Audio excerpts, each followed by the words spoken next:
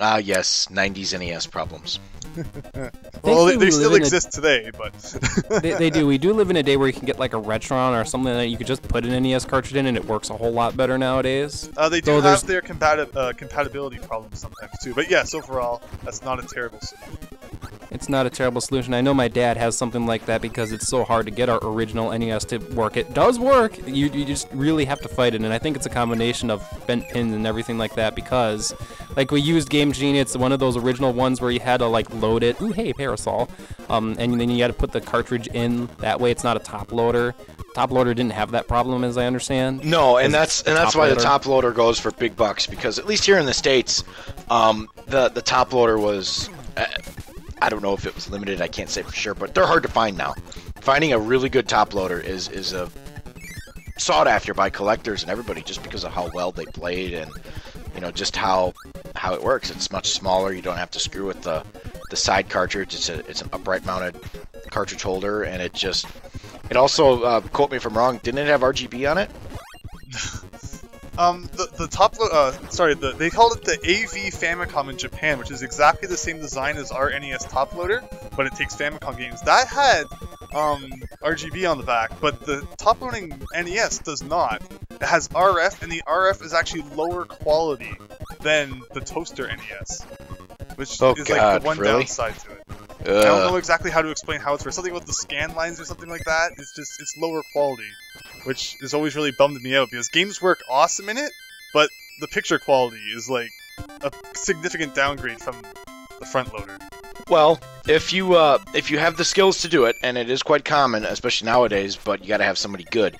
You get they mod their NES and Super NES with RGB. Yep. That way you just have it on there. The problem is, it's just the toaster NESs, or sorry, not the toaster, the top-loading NESs are just so hard to come by. I've never had the guts to open one up and mess with it. No, they mostly modify. They RGB the side loaders. They don't RGB. I mean, hell, if you want to massacre a top loader for RGB, go for it. But you better have somebody damn good at it if they screw it up. Well, toaster NESs have yellow and white plugs.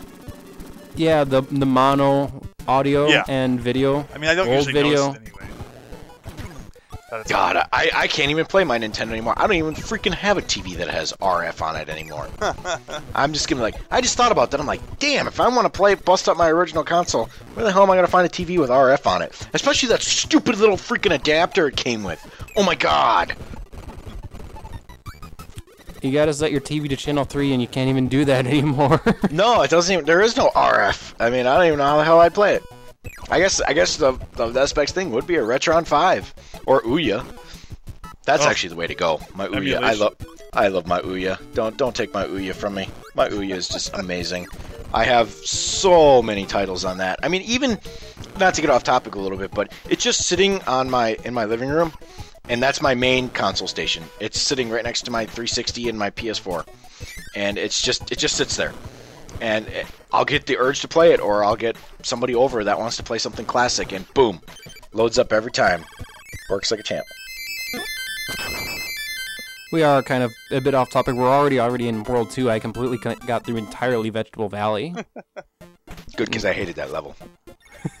Ice Cream Island is where we are at right now. Yeah, now we're talking. Things get a bit more complicated once we hit World 3, because I believe that's when the secret exits start. There might be one in World 2. I actually completely forgot, but I figured I might as well start playing one of these bonus games, and I had to remember which button causes Kirby to open his mouth, where we have to eat eggs and not eat the bombs. So far, you're doing damn good. Oh, no, I had to jinx it. Sorry. Oh, the more eggs you get, the better the bonus you get. I want to say if you get, like, all the eggs, you get, like, a lot of 1-ups. And unfortunately, the bonus game, like, is no longer enterable now. Mm-hmm. Although, if you turn the game off and turn it back on, do all the bonus games come back? I'm blanking on that. I know in the GBA remake of this, Kirby's Nightmare in Dreamland, they do. I believe that's how it works. You do have that at the very least. Oh boy, I'm remembering this level now. Because I remember this level because this level doesn't have a secret exit, but it has, let me show you down over here, it has that. And you think there might be a secret in there. I believe it's just a 1-up, but you can't get it with sword, or in my case I have wheel, and I can't get it with wheel either. I can try running into the wall all I want, it won't do anything or work. Power up, God. Oh, it does work. Never mind. Never mind. I get to show this. Oh, it's a Maximum Tomato. Oh, and a UFO if I wanted to take the UFO. Someone corrected me in one of the Kirby's Return to Dreamland videos saying it's not a Maximum Tomato, it's a Maxim Tomato. It's not Maximum Tomato? Tomato. Evidently. I've been Tomato, calling it the wrong tomato. thing forever. I have to admit that I hadn't really played too much Kirby before the N64 era. In fact, Crystal Shards was the first Kirby game I actually ever played. And the first time I ever saw the Maximum Tomato or the Maximum Tomato or whatever was in Smash Brothers. So I'm like, what does that stand for? Mario Tomato? So yeah, I wasn't too knowledgeable on that subject. Tomato, tomato. It's Maxim Tomato. Deal with it. It's a thing that gives you full health. Maxim Tomato or... Wait, now I'm confusing myself. Maxim or Maximum? It's supposed to be a Maxim, but I completely agree with the Fuck idea is that... Meta Knight doing it? Whoa, whoa, whoa, whoa, whoa. I don't remember no Meta Knight in this shit.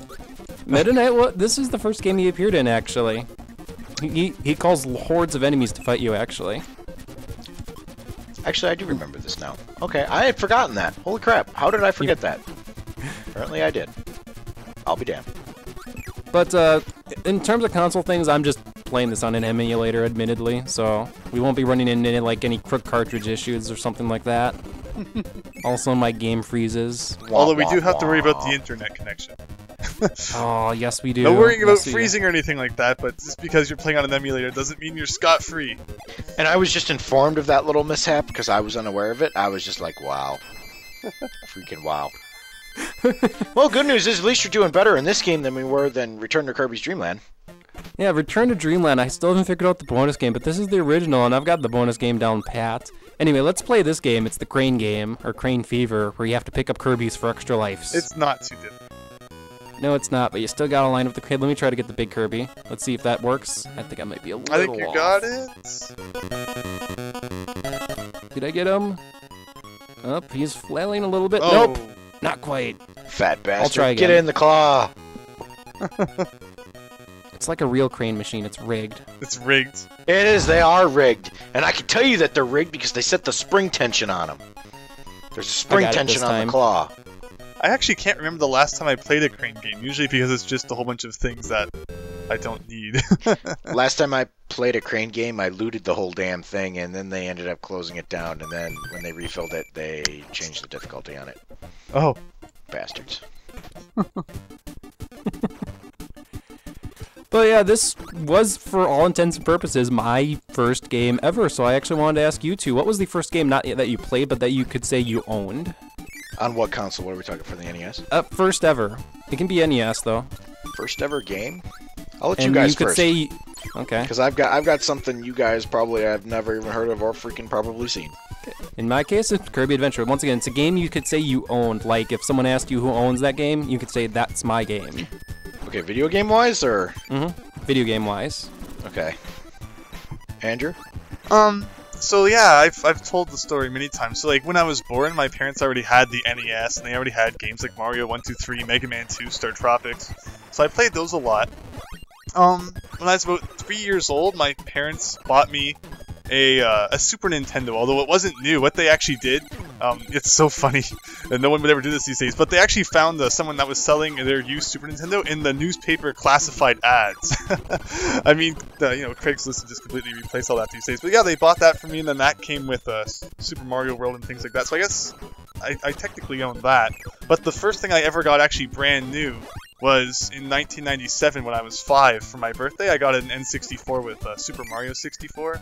So technically I guess I owned the Super Nintendo and Mario World and all that, but the first thing I actually got brand new for like my birthday was Nintendo 64 with Mario 64. Well, I had played like a million games before that, so. So depending on how you phrase the question, it's either Mario World or Mario 64. Yeah. Yeah, I've got a sad tale about Mario 64, but I won't say that. My first game, and I of course inherited it. Now it's actually sitting in storage, but well, depending on where you come from it, mine is the Atari 2600. I remember sitting down in our basement playing Jet Fighter and boxing game on the Atari 2600. A lot of games, we had a crap ton of games for it. But if you want to even go further back than that. And if you can find one, if anybody knows what I'm talking about, probably not. It's called a Merlin. It was an electronic handheld device, but what it had on it was like tic-tac-toe, Connect 4, and you had a micro switch on the side of it, and it was a push button thing. And you had like a music player on it and all kinds of stuff. But yeah, it's called a Magic Merlin. I still have that sucker. Takes 6 AA batteries, man. And it's huge. But the Atari 2600 was mine.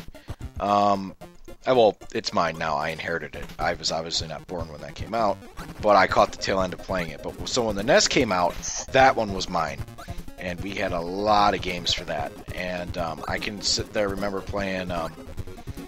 my first game when we got it was the combo pack with the orange light gun, Duck Hunt, and Super Mario Combo Cart.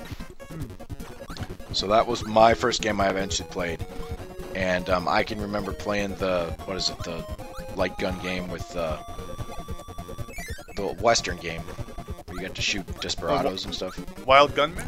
Yes. Wild Gunman? Yes, Wild Gunman. So between the Duck Hunt and Super Mario Kart and the Wild Gunman, those were the very 2 first games. Yeah, I actually have a Merlin in the box. You actually have a Merlin? Really? Yeah. Damn, I would like to know what happened to a Merlin in the box. I've only seen the box on eBay, but it's for a fucking box. It goes for buku bucks. But yeah, I've got an older one. I don't have a newer one. I've got the red one. Is yours red? It's orange. Ah, see, I got red. I've got the red one, so I must have a newer one. Good stuff. Good times. Oh, swipe that sword right out of me. I guess if we were going to phrase this question in a different way, my first game console wasn't until all the way to the GameCube, because my parents, they never really bought an N64, really. I inherited one a little bit just before the GameCube came out, but if I wanted to play N64, I had to go to my aunts and uncle's house to do it. Oh my god, I remember, and here's where the sad story is, but I remember asking Santa for like 2 years in a row to buy me a Nintendo 64. And it was just so heartbreaking, because I asked my parents, because they actually remembered it. They were like, yeah, I remember you were always asking for it. But Miles, you might remember this, going to the Best Buy, actually here in Southridge. Then they had the big jumbo screen. Do you remember the big jumbo screen? Yeah, I remember going to it whenever my parents had to go to Best Buy. Going to the big jumbo screen, and they had a Nintendo 64 on it. And I can remember sitting there playing Mario 64 on the huge big jumbo screen. You remember those days? That was fun. I remember the days when the big jumbo screen was like 9 TVs kind of plastered together. It was 9 TVs, and it was the biggest. As soon as you walked in, that's the first thing you saw was the Jumbotron at Best Buy. But I remember that. I never got a Nintendo 64, and I've played some games on it. I played like GoldenEye. I've played Turok. I mean, I played at my friend's house before. I've played Duke Nukem. I even played Smash Brothers on it, but I never physically owned one, and it broke my freaking heart. But actually, in hindsight, I was better off, because during that time when the 64 was out, that was the machine to have. PlayStation, my good old trusty gray PlayStation, which, God, if anything were to happen to that, I would flip some tables over big time. I love my PlayStation. I call him Old Gray. Big old clunky gray PlayStation. Some of my best memories have on that, especially the library that I have. If you've ever seen, I might post a picture here at the end of these series of this video, that you should see my PlayStation collection. I have a huge library for my PlayStation. I mean, it's pretty extensive, and it's got all the good ones. Like, I've got the whole Spyro. I've got all of Metal Gear Solid. What else do I got? I've got Siphon Filter. That was always a good one. A couple of the GoldenEyes, or the 007 ones. You got to include Gran Turismo in there. 1 and 2. What other ones do I got? Actually, guys are gonna make me get up to go look. Wireless headset for the win.